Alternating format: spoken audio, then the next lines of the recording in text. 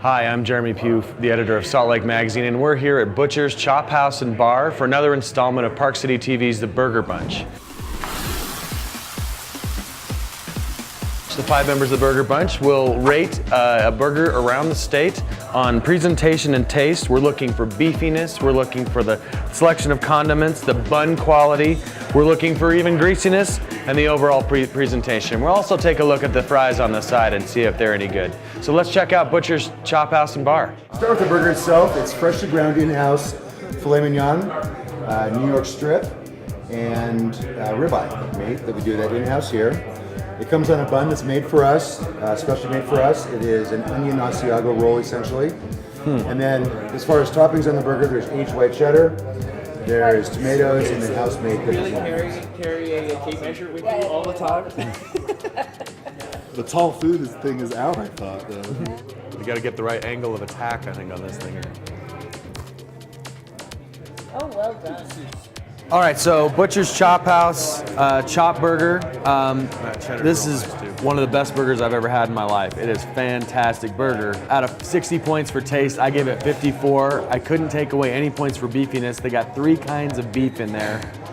All yummy, all good. The condiments, they had this aioli on there that was fantastic. I didn't even put any of this stuff on there, and it turned out great. It's hard to compare this place with like a burgers and fries, Five Guys Burgers and Fries, because they're kind of more industrial, commercial. This is a made to order, made with love, lots of beautiful char on it. It's a fantastic burger, and I gave it a 90. Oh, I think the individual components of this burger were absolutely primo.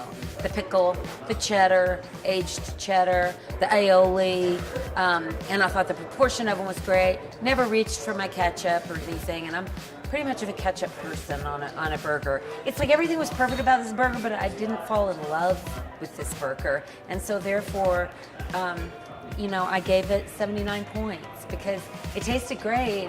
I can't really find much negative to say about it. It just doesn't meet my idea of a burger. It's almost elevated into another category of eats for me. To me, there was a little more bun for the burger than I necessarily wanted, but the bun was pretty tasty, so I don't have that huge a problem with that. I did order a medium rare, and it was far more medium than medium rare, so I took off some for that, but it was still delicious. I mean, I'm not that picky with my how my beef is cooked, I guess, particularly a burger.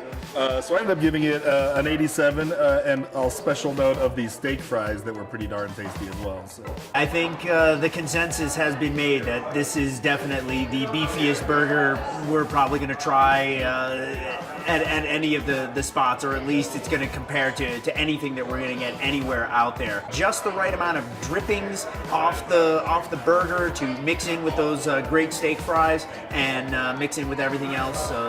Good to the last drop is what we're looking for. The bun was wonderful. It just wows you with its size when it comes up, and I just thought maybe it needed something to balance, maybe even just a sprig of parsley to give us a little bit of color. But then that's just me. All right, it's got a good beat. You can dance to it. I give it an 85. It sort of just blended together in this weird like every bite sort of was this weird, really savory, salty mess in my mouth, and I wasn't sure I liked it that much. But it was punctuated by the really, really good aioli sauce. So every time the aioli sauce came through, I was like, yes, this is awesome. And then every time it was just sort of this salty, savory mess. I was like, I don't know. The bun was really good. So overall, I guess I scored it again at 77. Not my favorite burger. Jeremy had the most visceral reaction to it. One of the best ever. Yeah. Right, I mean, I pretty impressive. fall in love. It's a wide fell in spectrum. love. Yeah, it hit me in the...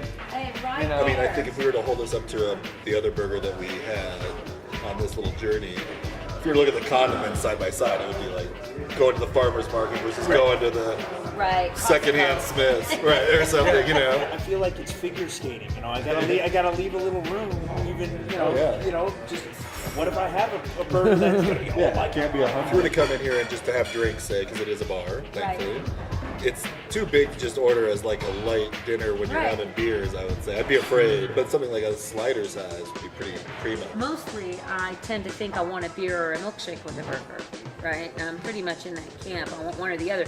I didn't want either one with this. I want a glass of red wine.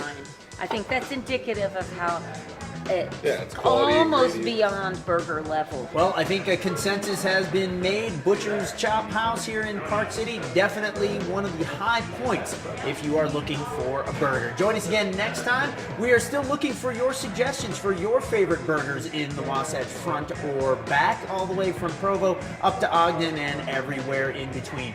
Go online to saltlakemagazine.com or parkcity.tv for more information.